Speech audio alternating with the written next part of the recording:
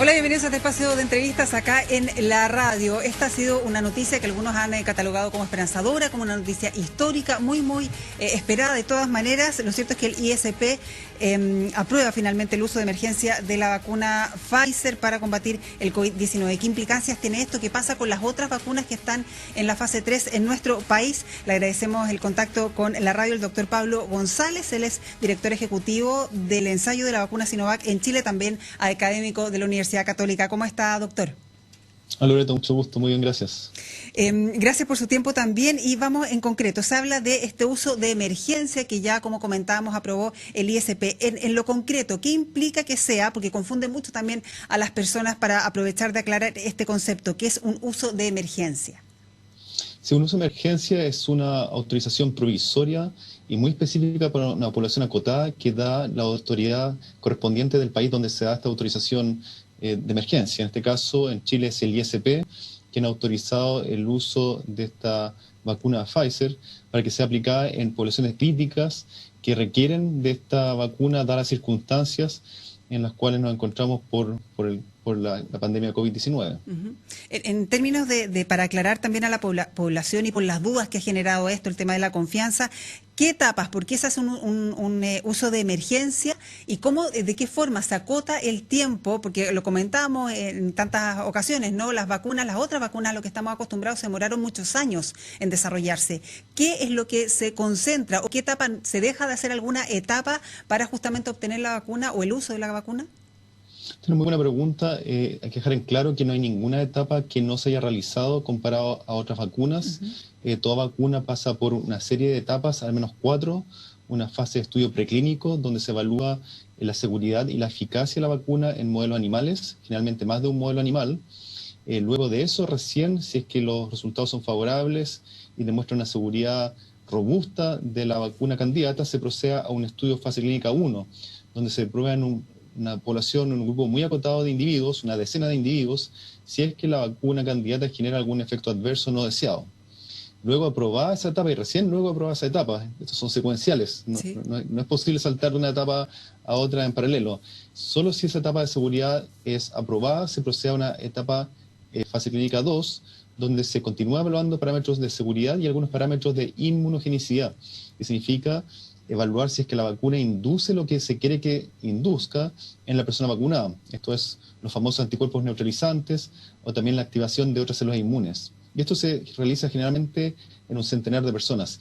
Y recién luego de realizar estas 2 etapas se procede al estudio fase clínica 3, que es la etapa en la cual se encuentran la mayoría de las vacunas en este momento, incluidas algunas que han sido probadas como su emergencia, siguen su participación o su evaluación en estudio clínico fase 3, donde se va evaluando eficacia de la vacuna candidata, como así también un seguimiento muy de cerca de parámetros de seguridad en una población ahora bastante más grande, decenas de miles o miles de personas, para las cuales hay una serie de visitas programadas donde se van contactando a las personas, a los voluntarios, si es que manifiestan cualquier efecto adverso que quieran reportar, y así garantizar la seguridad, sobre todo, de esta vacuna candidata. Sí, se lo pregunto sobre todo por las declaraciones de un diputado, ¿no?, que generó tanta controversia durante estos días, que él no se iba a vacunar, porque claro, una vacuna con menos de un año de estudio no es una vacuna 100% confiable, decía él. Con las precisiones que usted nos dice, sí podemos confiar 100% en estas vacunas, ¿no? Bueno, la velocidad con la cual se han aprobado estas vacunas, con la cual se han desarrollado, se deben a varios factores que generalmente no se dan en contexto fuera de pandemia. Aquí hubo en este año un financiamiento sin precedentes de parte del sector privado, sector público, para justamente llevar adelante una serie de iniciativas. Ustedes han visto, la OMS ha reportado cientos de estrategias distintas, de distintas iniciativas para desarrollar vacunas contra COVID-19. Ese es un punto. El otro es que ha habido también una colaboración entre el sector público-privado, público entre países, muy lejano, Chile con China, por ejemplo, justamente por las circunstancias donde hay más virus circulante en algunos países versus otros. Y finalmente también se debe esta celeridad en el desarrollo de las vacunas, el hecho de que las agencias regulatorias en el mundo, varias de ellas, incluida la chilena, han dado máxima prioridad de revisión a la documentación asociada a los estudios clínicos. Generalmente uno, cuando postula una vacuna para cualquier otro virus, esto entra en una lista de espera que en fondo entra a agencia regulatoria y que tiene que esperar su turno, porque justamente como las revisiones son tan rigurosas y tardan semanas y semanas, el tiempo de espera puede ser de 10 meses entre una fase y otra. En cambio aquí, dada la circunstancia de una epidemia, de una pandemia, como la que se está dando con COVID-19 o SARS-CoV-2, las agencias regulatorias dieron máxima prioridad a revisar inmediatamente cualquier dispositivo médico, medicamento o vacuna candidata que fuese revisado inmediato, pero revisado con las mismas varas, la misma rigurosidad que se revisaría fuera de un contexto no de pandemia.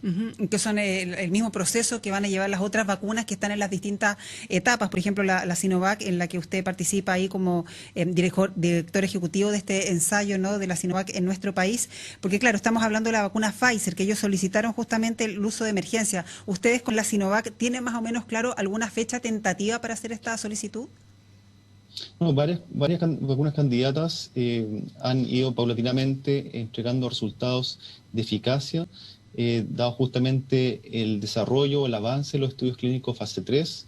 Se espera que prontamente también la vacuna de Sinovac reporte su eficacia y con esto pueda eventualmente proceder también, como lo ha hecho Pfizer, a una solicitud de uso de emergencia o uso excepcional de esta vacuna. Hay que recordar que otros países, de hecho, ya han autorizado el uso de emergencia de esta vacuna. En China se han vacunado cientos de miles de personas con la vacuna Sinovac, también con una vacuna hermana de características similares, también de virus inactivado, que es la vacuna de Sinopharm, con un excelente registro de seguridad y, en fondo, da la circunstancia para prevenir justamente brotes o nuevas importaciones de virus. Pero acá en Chile todavía no tienen alguna fecha tentativa, algún mes tentativo para hacer esta solicitud. No, aún no, se espera que sea pronto. Estamos a la espera justamente de los datos de eficacia, que esperemos que se revelen prontamente. Ya se revelaron los datos de eficacia de esta otra vacuna que les mencionaba, de Sinopharm, que es parecida en formulación a la de Sinovac. También está constituida o a base de un virus SARS-CoV-2 inactivado.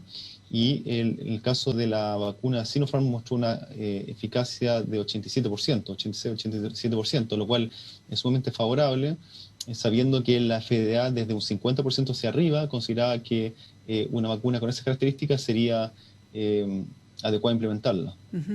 Doctor, de todas maneras, bueno, lo que ha sucedido durante esta jornada es un hito, ¿no? Esta aprobación del uso de emergencia, lo comentamos al inicio, algunos estaban hablando de emoción, de esperanza, en fin, pero ahora viene el tema logístico, ¿no?, de comenzar la vacunación. Se ha dicho que, claro, primero son pocas dosis las que llegan, a quienes se debiera vacunar. Se habla mucho, por supuesto, de la primera línea, las personas que trabajan en hospitales, en sistemas de salud, pero también de los adultos mayores. A su juicio, ¿cómo debiera comenzar a ser la logística justamente para ya comenzar a vacunar?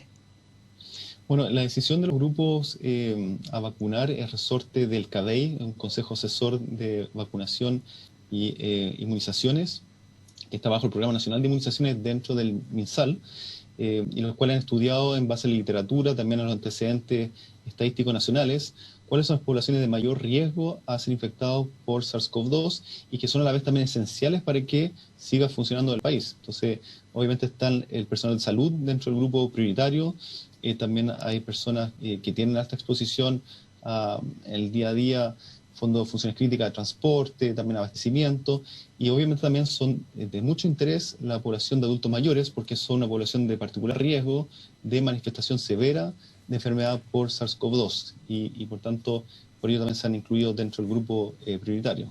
Ahora, la logística, evidentemente, va a ser un desafío dependiendo, obviamente, de la o las vacunas que se implementen en el corto plazo.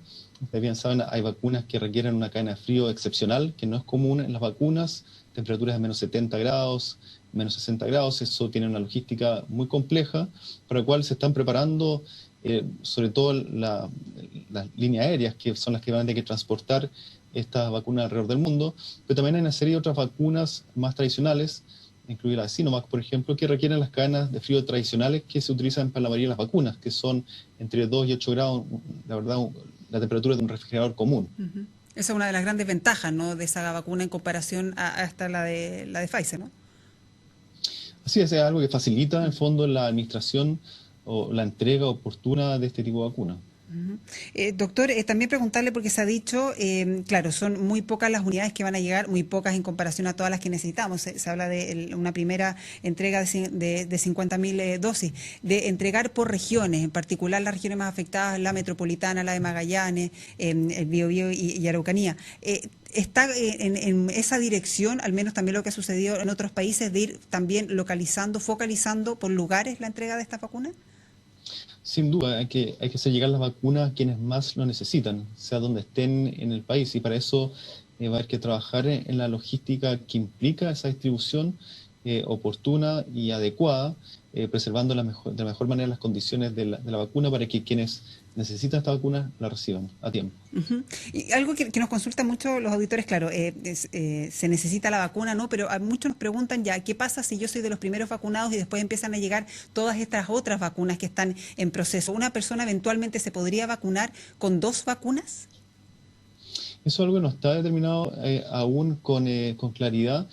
Si la pregunta es referente a quienes se encuentran en estudios clínicos, participando en estudios clínicos, se ha establecido y se establece de acuerdo también a lo que determinan los comités de ética, que ante la eventualidad justamente de la inclusión de una vacuna o la disponibilidad de una vacuna de emergencia, quien participa en un estudio clínico puede levantar el ciego, puede tener acceso a información de si recibió el placebo o si recibió la vacuna, para así eventualmente poder justamente optar a recibir esta vacuna de emergencia que está disponible. Lo mismo ocurre también del momento que en un estudio clínico para una vacuna candidata determinada se revela cuál es la eficacia de esa vacuna. Ahí inmediatamente también se puede proceder a vacunar a los individuos, si así lo establecen obviamente la agencia regulatoria, el comité de ética, se procede, o sea, la opción que la persona puede conocer su estado inmunológico y acceder a la vacuna porque se sabe que tiene eficacia y por tanto podría conferir un beneficio. Ujú. Y otra de las grandes preguntas, doctor, es ¿cuándo? ¿Cuándo va a empezar la vacunación masiva? Porque esto más bien es algo simbólico, ¿no? Un hito de que ya se aprueba este uso de emergencia y, claro, van a ser pocas dosis, al menos en lo que queda de este año 2020. Pero ¿cuándo podríamos ver una vacunación masiva en nuestro país que efectivamente haga una protección mayor de rebaño, digamos? Claro, para eso se requiere una inmunización realmente a nivel poblacional. La inmunidad de rebaño se logra con 60% hacia arriba, 70% de vacunación hacia arriba, y por tanto, para llegar a ese efecto se requiere vacunar a gran parte de la población. Para ello se han propuesto varias fechas, algunos han planteado dentro del primer trimestre del 2021, otros dentro del primer semestre, algunos hacia finales del primer semestre del 2021. Yo personalmente no quisiera aventurarme en una fecha porque se hacen muchas expectativas en torno a la disponibilidad de la vacuna. Lo que sí es muy importante es que nos sigamos cuidando mientras no contemos con la vacuna. Mientras no esté la vacuna en Chile, no estemos en lista para vacunarnos, tenemos que seguir preocupándonos tal como si estuviésemos en los meses invernales, con mucho cuidado, uso de mascarilla, distanciamiento social, lavado de manos, todas las técnicas que conocemos que nos permiten resguardarnos lo máximo posible de la infección por este virus, que es muy dañino porque genera una serie de efectos no solamente a nivel respiratorio, sino que se han sabido también algunos efectos en otros órganos, otros tejidos. Sí, de hecho la OMS está recomendando incluso el uso de mascarillas para las celebraciones de fin de año, Navidad en particular. Y para terminar, doctor, preguntarle a propósito de que ustedes están ahí, ¿no? Analizando minuto a minuto el tema, lo que está sucediendo también en Europa, ¿cómo se viene la pandemia? Sabemos que a lo largo de nuestro país hay distintas realidades, ¿no? Distintas primera ola, segunda ola, en fin, los gráficos cuando uno los ve región por región son muy distintos. ¿Cómo ve usted el desarrollo del COVID-19 en las próximas semanas, los próximos meses en Chile? Bueno, esperemos que favorablemente, en términos de que nosotros siempre hemos estado un poco atrás ¿cierto? De lo que está ocurriendo en Europa, que allí es donde se manifestó antes la expansión del virus y esta segunda ola antes que aquí. Entonces, esperamos aprender de lo que ha sucedido allá. Así pareciera ser que es lo que se está realizando en este momento, ¿cierto? Muchos se preguntan por qué estamos con ya retroceso fase 2 si es que no es tan evidente que haya un segundo brote o no es tan evidente el crecimiento de casos. Bueno, justamente por eso. La idea es evitar justamente llegar a una situación crítica, una situación que complique el tratamiento de los casos más graves que requieren de UCI o de ventilación mecánica, no llegar a eso. Y así ojalá poder ir disfrutando o aprovechando también esta época de calor que en cierto modo debería ayudar a disminuir en algo la expansión del virus. Sin embargo, también eso es algo que ha cambiado el virus dramáticamente nuestra percepción de los virus respiratorios por temporada. Este virus se da en invierno, en verano, baja un poquito en verano, pero si le damos cabida de disminuir la guardia, protegernos menos, los rebrotes ocurren muy fácilmente. Entonces, hay que tratar al máximo de mantener las medidas de resguardo que conocemos para evitar justamente este segundo brote. La prevención, en el fondo una postura activa siempre es mejor que una reactiva. Y en ese sentido, doctor, y para terminar, una prevención justamente más activa, ¿usted ve viable que al menos la región metropolitana retroceda a cuarentena o algunas comunas de la región justamente para prevenir? Eso va a ser resorte del Ministerio de Salud, y los datos que ellos manejan tienen muy buenos estadísticos, cuentan con todos los datos, en el fondo por centro, de casos diarios, ¿cierto? Hacen proyecciones de tendencia. Realmente ellos están en capacidad también, ¿cierto?, en base a modelamiento matemático, de poder predecir o eventualmente evitar un segundo brote en base a los antecedentes con los cuales cuentan. Doctor Pablo González, director ejecutivo del ensayo de la vacuna Sinovac en Chile y académico de la Universidad Católica, muchas gracias por haber estado acá con nosotros en Entrevistas de la Radio. Encantado, está muy bien. Gracias.